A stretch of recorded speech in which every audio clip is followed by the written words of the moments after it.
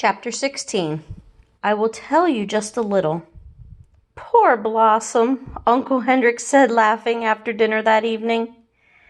It was bad enough that your mother was going to milk her after all these years of city life, but Anne-Marie, to do it for the very first time. I'm surprised Blossom didn't kick you. Mama laughed too. She sat in a comfortable chair that Uncle Hendrik had moved from the living room and placed in a corner of the kitchen. Her leg, in a clean white cast to the knee, was on a footstool. Anne-Marie didn't mind their laughing. It had been funny. When she had arrived back at the farmhouse, she had run along the road to avoid the soldiers who might still be in the woods. Now, carrying nothing, she was in no danger. Mama and Kirsty were gone. There was a note hastily written from Mama that the doctor was taking her in his car to the local hospital, that they would be back soon. But the noise from Blossom, forgotten, unmilked, uncomfortable, in the barn, had sent Anne-Marie warily out with the milking bucket. She had done her best to try and ignore Blossom's irritated snorts and tossing head, remembering how Uncle Hendrik's hands had worked with a firm, rhythmic pulling motion, and she had been milked. I could have done it, Kirsty announced. You only have to pull and it squirts out. I could do it easily. Anne-Marie rolled her eyes. I'd like to see you try, she thought. Is Ellen coming back? Kirsty asked, forgetting the cow after a moment. She said she'd make a dress for my doll. Anne-Marie and I will help you make a dress, Mama told her. Ellen had to go with her parents. Wasn't that a nice surprise that the Rosens came last night to get her? She should have waked me up to say goodbye, Kirsty grumbled, spooning some imaginary food into the painted mouth of the doll she had propped on her chair beside her. Anne-Marie, Uncle Hendrik said, getting up from the table and pushing his chair back. If you come with me now to the barn, I'll give you a milking lesson. Wash your hands first. Me too, said Kirsty. Not you too, Mama said. Not this time. I need your help here, since I can't walk very well. You'll have to be my nurse. Kirsty hesitated, deciding whether to argue. Then she said, I'm going to be a nurse when I grow up, not a cow milker, so I have to stay here and take care of Mama. Followed as usual by the kitten, Anne-Marie walked with Uncle Hendrik to the barn through a fine misty rain that had begun to fall. It seemed to her that Blossom shook her head happily when she saw Hendrik and knew that she would be in good hands again. She sat on the stacked hay and watched while he milked, but her mind was not on the milking. Uncle Hendrik, she asked, where are the Rosens and the others? I thought you were taking them to Sweden on your boat, but they weren't there. They were there, he told her, leaning forward against the cow's broad side. You shouldn't know this. You remember that I told you it was safer not to know? But he went on. His hands moved with their sure and practiced motion. I will tell you just a little, because you were so very brave. Brave? Anne-Marie asked, surprised. No, I wasn't. I was very frightened. You risked your life. But I didn't even think about that. I was only thinking of... He interrupted, smiling. That's all that brave means. Not thinking about the dangers, just thinking about what you must do. Of course you were frightened.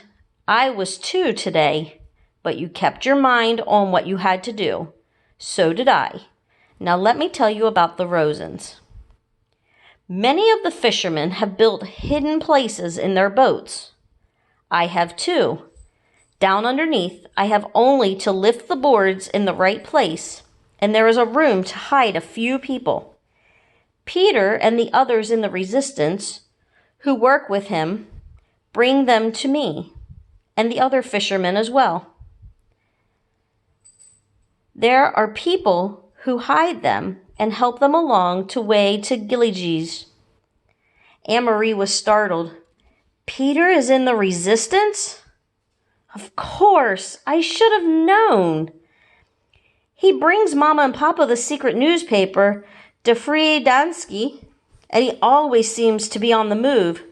I should have figured that out myself. He is a very, very brave young man, Uncle Hendrik said. They all are. Anne-Marie frowned, remembering the empty boat that morning. Were the Rosens and the others there, then, underneath, when I brought the basket? Uncle Hendrik nodded. I heard nothing, Anne-Marie said. Of course not. They had to be absolutely quiet for many hours. The baby was drugged so that it wouldn't wake and cry. Could they hear me when I talked to you? Yes. Your friend Ellen told me later that they heard you, and they heard the soldiers who came to search the boat. Anne-Marie's eyes widened. Soldiers came? She asked. I thought they went the other way after they stopped me. There are many soldiers in Gilead, and all along the coast. They are searching all the boats now. They know that the Jews are escaping, but they are not sure how, and they rarely find them.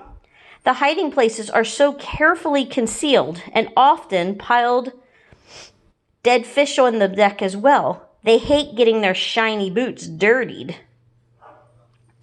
Anne-Marie turned his head toward her and grinned. He turned his head toward her and grinned. Anne-Marie remembered the shiny boots confronting her on the dark path. Uncle Hendrik, she said, I am sure you are right that I shouldn't know everything, but please, would you tell me about the handkerchief? I knew it was important, the packet, and that's why I ran through the woods to take it to you, but I thought maybe it was a map. How could a handkerchief be important? He set the filled pail aside and began to wash the cow's udder with a damp cloth. Very few people know about this, Anne-Marie, he said with a serious look. But the soldiers are so angry about the escaping Jews and the fact that they can't find them, that they have just started using trained dogs. They had dogs, the ones who stopped me on the path. Uncle Hendrik nodded. The dogs are trained to sniff about and find where people are hidden. It happened just yesterday on 2 boats. Those damn dogs, they go right through dead fish to the human scent. We were all very, very worried. We thought it meant the end of the escape to Sweden by boat. It was Peter who took the problem to scientists and doctors. Some very fine minds have worked night and day trying to find a solution, and they have created a special drug. I don't know what it is, but it was in the handkerchief. It attracts the dogs, but when they sniff at it, it ruins their sense of smell. Imagine that. Anne-Marie remembered how the dogs had lunged at the handkerchief, smelled it, and then turned away. Now, thanks to Peter, we will have such a handkerchief for each boat captain. When the soldiers board our boats, we will simply pull the handkerchiefs out of our pockets. The Germans will probably think we all have bad colds. The dogs will sniff about, sniff the handkerchiefs we're holding, and then roam the boat and find nothing. They will smell nothing. Did they bring the dogs to your boat this morning? Yes, not 20 minutes after you had gone. I was about to pull away from the dock when the soldiers appeared and ordered me to halt. They came aboard, searched, found nothing. By then, of course, I had the handkerchief. If I had not, well, his voice trailed off, and he didn't finish the sentence. He didn't need to. If she had not found that package where Mr. Rosen had dropped it, if she had not run through the woods, if the soldiers had not If the soldiers had taken the basket, if she had not reached the boat in time, all of the ifs whirled in Anne-Marie's head. "They are safe in Sweden now?" she asked. "You're sure?" Uncle Henrik stood and patted the cow's head. "I saw them ashore. There were people waiting to take them to shelter. They are quite safe there." "But what if the Nazis invade Sweden? Will the Rosens have to run away again?" "That won't happen. For reasons of their own, the Nazis want Sweden to remain free. It is very complicated." Anne-Marie's thoughts turned to her friends hiding under the deck of the Ingeborg. "It must have been awful for them, so many hours there," she murmured. "Was it dark in the hiding place?" "Dark and cold and very cramped. And Mrs. Rosen was seasick, even though we were not on the water very long. It is a short distance, as you know, but they are courageous people, and none of that mattered when they stepped ashore. The air was fresh and cool in Sweden. The wind was blowing. The baby was beginning to wake as I said goodbye to them." "I wonder if I will ever see Ellen again," Anne-Marie said sadly. "You will, little one. You saved her life, after all. Someday you will find her again. Someday the war will end," Uncle Henrik said. "All wars do. Now then," he added, stretching, "that was quite a milking lesson, wasn't it?" "Uncle Henrik!" Anne-Marie shrieked, then began to laugh. "Look!" She pointed. The god of thunder had fallen into the milk pail. And we'll do the last chapter, chapter 17, on Thursday.